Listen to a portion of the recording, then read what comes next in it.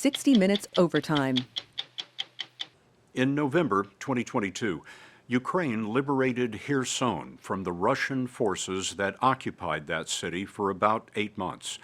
Moscow seized Kherson days after it invaded Ukraine that February. But something else happened almost as quickly. Ordinary citizens of Kherson organized a resistance. They smuggled food, clothing, and weapons, spied on enemy troops, sent intelligence to the Ukrainian military, and launched their own hit-and-run attacks against Russian forces. We met some of Kherson's resident resistors for this week's 60 Minutes.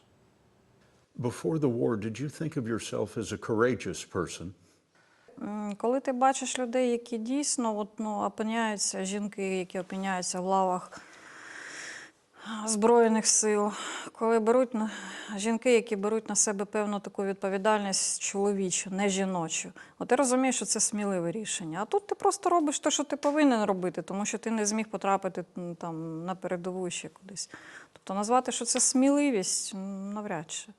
Це просто, тут так склалося. Natalia Gavrilenko is from Kherson. Before the war, she owned a business manufacturing and exporting lumber.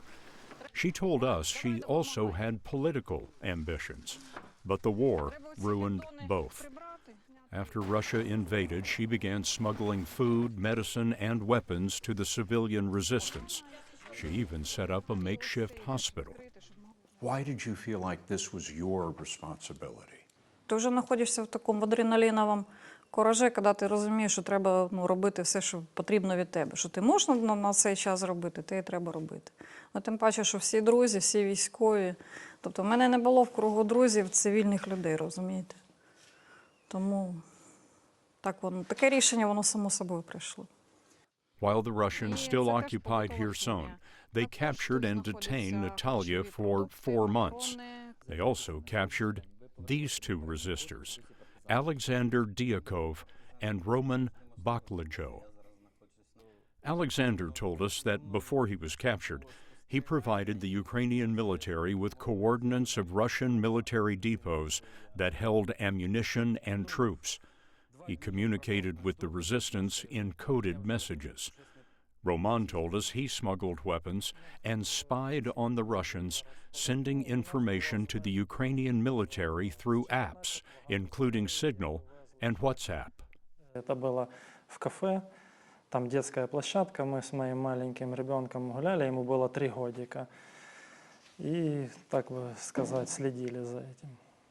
Can you walk me through specifically what you were smuggling and how you did it and how you delivered them? Зброю в сумку положив під якісь макарони та поїхав. Як-то ясно, що ми з гранатометом так по вулиці не ходили.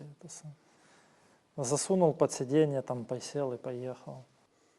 Give me a sense of what Kherson was like during the Russian occupation.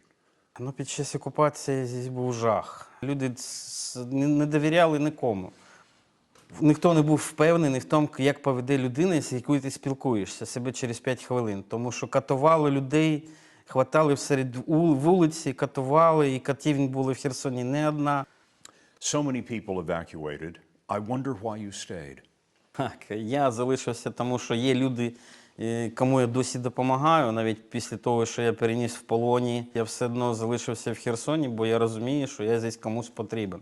Ми це робили, тому що це потрібно робити було. Хто ще це буде робити, як не ми. In my view, it's important to keep reporting from Ukraine because it is just as dangerous to the world as it was on the day of the invasion.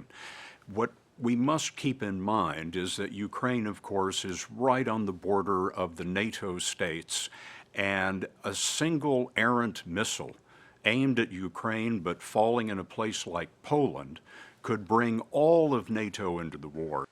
The Russians are about a mile from where we are sitting right now. I wonder, what's your message to the Russian forces? Вони вже програли. А я би сказав, Russia, go home.